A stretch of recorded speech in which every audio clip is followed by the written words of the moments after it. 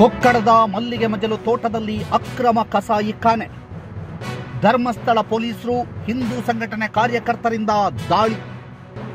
ಕಸಾಯಿಖಾನೆಯಲ್ಲಿದ್ದ ಮಾಂಸ ಬಿಟ್ಟು ಆರೋಪಿಗಳು ಪರಾರಿ.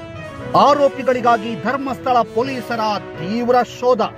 ತೋಟದಲ್ಲಿ ರಾಶಿ ರಾಶಿ ಮಾಂಸ ಪತ್ತೆ.